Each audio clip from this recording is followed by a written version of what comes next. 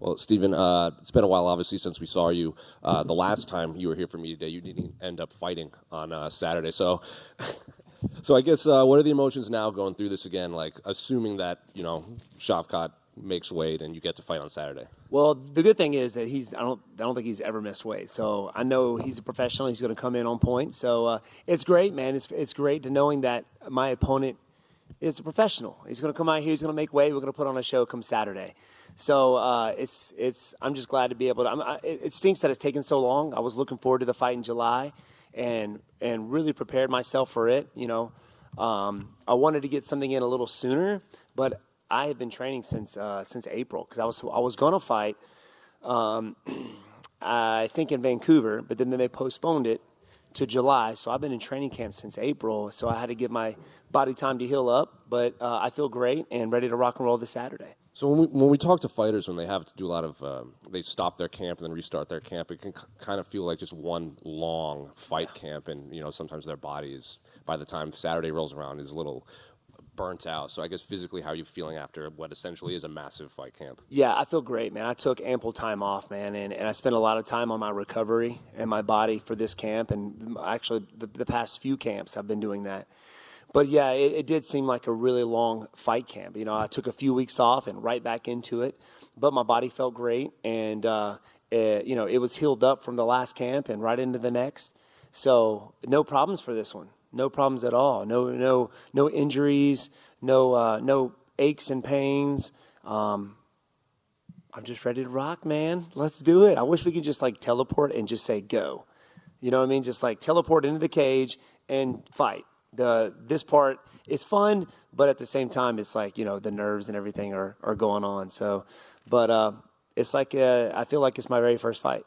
And when they presented you with Shavkat, when the name came across your desk, what went through your mind? Because obviously you were supposed to fight Michel Pereira, and everyone was excited for stylistically that fight. And then there were rumors that maybe you'd fight Kamaru Usman maybe later on this year, and now you ended up fighting Shavkat, who's an incredibly high-level prospect. So when they approached you with his name, what went through your mind? Well, when I first heard of Shavkat, it was a few years ago. They wanted me to fight him, and I didn't, to be honest with you, I didn't know who he was.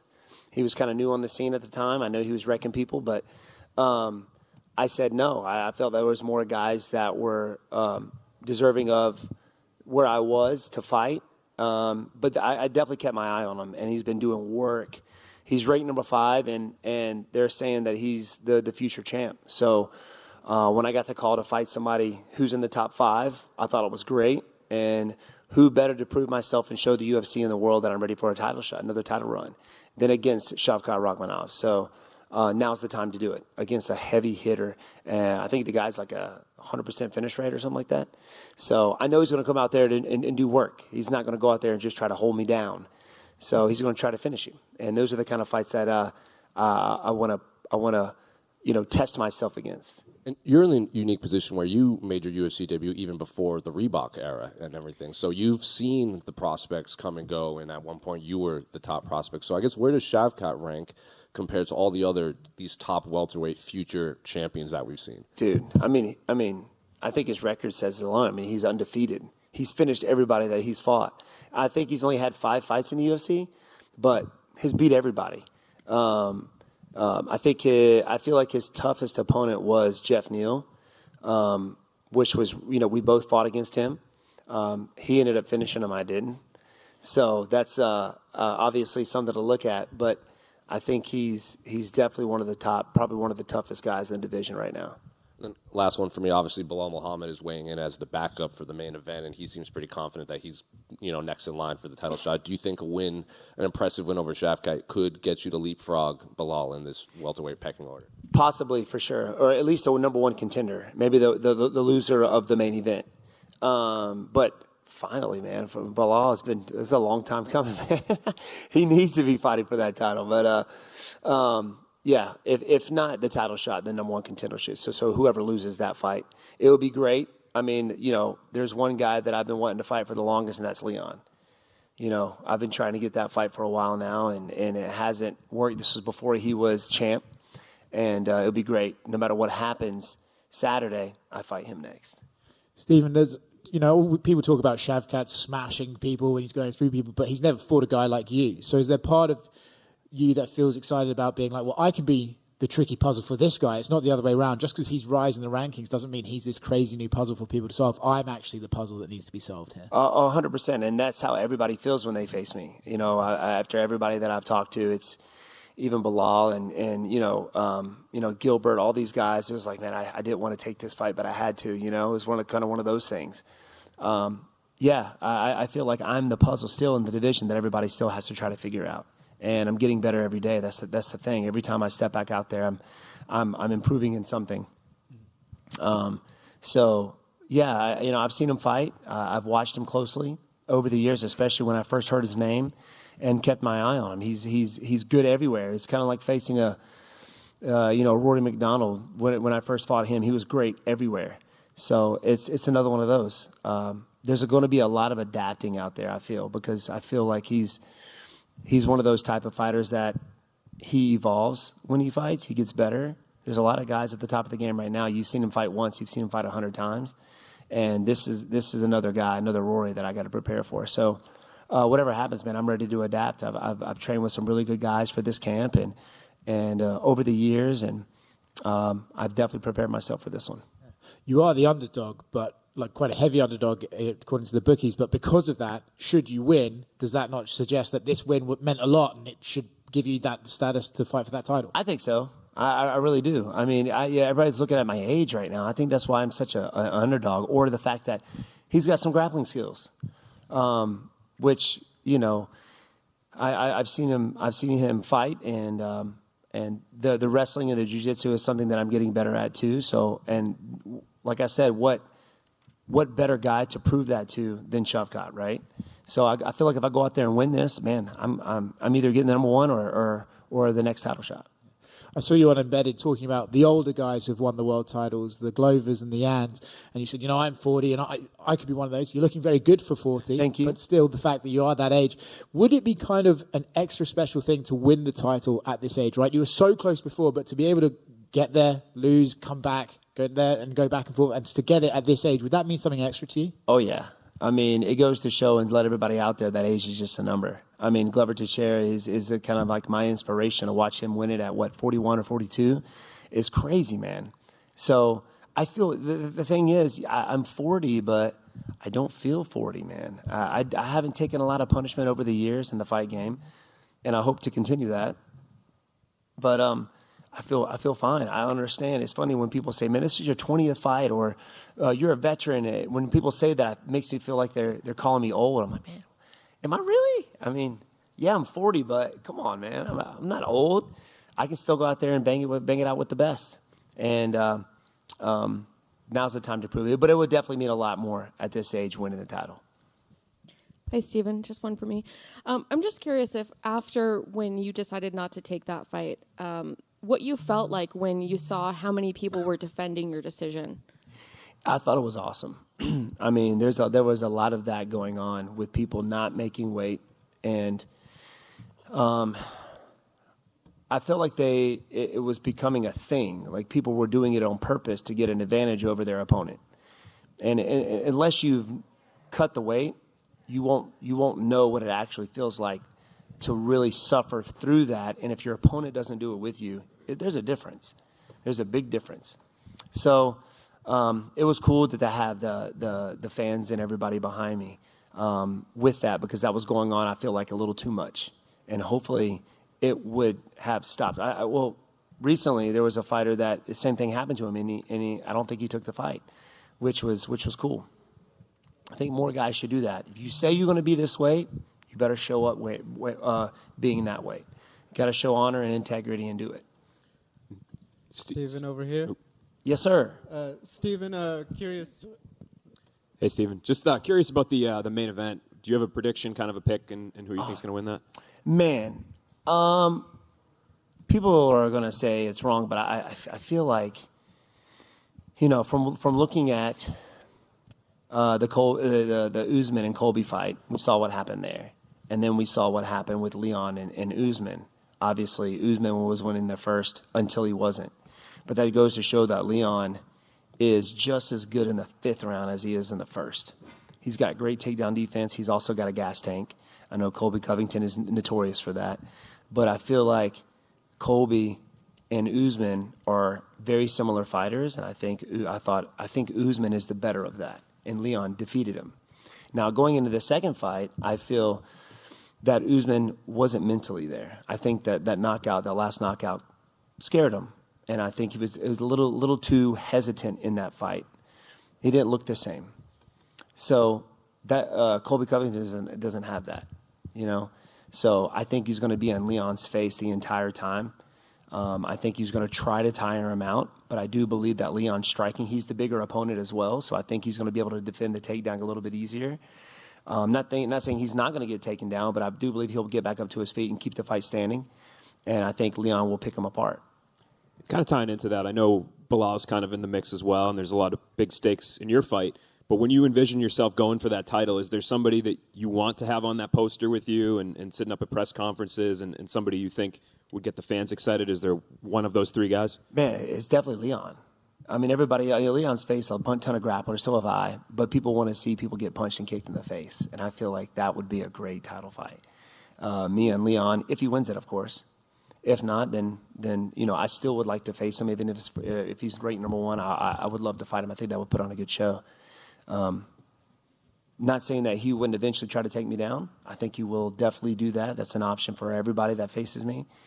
But I feel like I got him. I feel like I can take him out, man.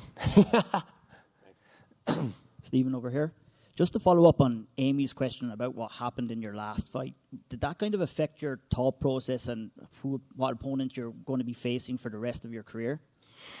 No, not really. Not really. This was something that happened to me prior in Liverpool, and I told myself then I would never let this happen again. So when it did, I stuck to my guns, and I was like, I'm not going to fight this guy. And it didn't really affect me mentally, to be honest with you. It was very disappointing that I wasn't able to fight in front of the fans. Everybody was looking forward. Stylistically, everybody wanted to see this fight. And I had a lot of people from South Carolina, Greenville, South Carolina, coming to that fight, and they weren't able to see me fight. So it was very disappointing. And to be able to go through a full training camp and nothing to show for it, really, but improvement, obviously. So I was more disappointed in that than anything else. Ian Gary is a guy who called you out after his last fight. He's on this card fighting Vicente Luque. What do you think of his situation and his chances against Vicente Luque? Man, I would love to see, I think this is going to be a great fight for sure. And I've already faced against Vicente Luque. I think Vicente has the skills to be able to win. But I feel that Ian Gary's a very intelligent fighter. I think he's going to go my route and try to pick him apart, use his range, use his reach. His distance management is really, really high level. So I think he can come out with the W for sure. Thank you. Stephen? Yes, sir. Wondering, final season of Cobra Kai coming up. Can we expect another cameo from you in the final season? I'm waiting. I'm waiting on the phone call. So the last time I was in Cobra Kai, obviously they decided to do, I was supposed to have a big fight scene, right? But they ended up doing it the week I was in Vegas for fighting Bilal, so I wasn't able to do it. So they kept me in there as a little cameo. So they told me they were going to bring me back for like a big fight scene at the last season. So we'll see. I hope so. I mean, I'm known as the karate guy in the UFC, so what better guy to have in Cobra Kai than me, So I'm still waiting on that phone call, but I hope it happens. There's a lot more talk about Michael Venom Page coming to the UFC. I know you've got your own goals, but is that one of those fights that, under the UFC spotlight, the two masters are controlling the distance? Is that one that kind of needs to happen at some point? I think that the fans would love to see that fight, but, coming from a karate background and me and him have hung out with each other a few times. That's not a guy I would want to fight, I would say, but it would be a good stylistic fight, I presume. I mean, he's very tough. He knows how to manage his dip. He's very quick. He's tall. He's lanky, kind of like Izzy. But, yeah, man, I don't think I would want to fight him. Thank you. Hi, Steven. I'm here. It's absolutely true that in Kazakhstan all people are waiting for your fight against Shavkat Rakhmonov. But my question is about you. After last fight against Kevin Holland, you said that it's feeling like you are 25 years old. What can you say today before you fight against Shavkat? Same thing. You know, I feel like I'm young. I feel like I can still go out there and show the world that I'm capable of being the champ. So my goal is to go out there this Saturday and prove that against one of the toughest guys in the division that everybody's saying is going to be the next champ. I love watching Shavkat fight. He's a very, very, very good human being, very, very good martial artist. So when I got the call to fight him, I'm like, what better guy to show the world that I can still do it than Shavkat. So I'm looking forward to a banger, man. I think the fans are looking forward to this fight as well. Even though I'm the underdog, I'm going to go out there and get my hand raised at the end of the fight. Back here, Steven. Yes, sir. You have tons of high-level experience. Do you feel like Shavkat's game resembles anyone's that you've already faced? Like I said, Rory McDonald was very good everywhere. You know, not just a striker, but also a grappler, a good grappler as well. You know, I've fought strictly grapplers like, you know, Gilbert Burns and Bilal Muhammad, but those guys kind of went a route that wasn't fun for me or for the fans, to be honest with you. It was an exciting fight. Shavkat Rakhmonov is a guy that's going to try to finish you, right? Which makes for more of an exciting fight. Nobody wants to see anybody just get held down, but I feel like Shavkat's not that guy. He's going to try to go out there and finish me. So I feel like it's going to be a more of an exciting fight than that. He's going to start standing up. Eventually, he's going to try to get me to the ground. But it reminds me of the Rory McDonald fight. So, you know, Rory McDonald was great everywhere. I mean, he was a full-fledged, you know, mixed martial artist when there were still specialists in the game, which was the era I come from, where just, you know, striking and you had a grappler or you just had a wrestler. But now everybody's putting it all together. So that's who he reminds me of. And then also wanted to ask you, sticking to your guns, not taking the last fight, ultimately in this position where you're facing a top 5 guy, do you feel like everything worked out positively for you? I think so. I think my management team, Paradigm, did a great job, you know, working through that whole situation. And we got this fight, man. If it wasn't for my team, this wouldn't happen. So they're awesome, man. They did it all. I didn't have to do anything really, but just say yes. Thank you. That was it for me. Yes, sir. Wonder over here. At this stage in your career, what are some of those key things that you feel about yourself that you've noticed that have gotten better throughout the years, other than the experience you have gained? Man, I mean, actually, what you just said, the experience, but I feel like my mindset going into the octagon and how I see things in the octagon right now, like more clearly than before. When before it was everything was happening so fast, it was hard to figure things out. But now I can kind of slow it down and really pick and choose my what I'm going to throw, what I'm defending with. And I think that has a lot to do with how we train as well. I mean, earlier on, you know, the training was very hard. It was what I mean by that with the sparring and the grappling was very hard. And I spent years, and I think this is why I'm 40 still doing this, is, you know, we take care of our bodies when we train. You know, when we spar, you know, we get fully geared up. We're not hitting hard to the head. We're still working, but we're being smarter with our training.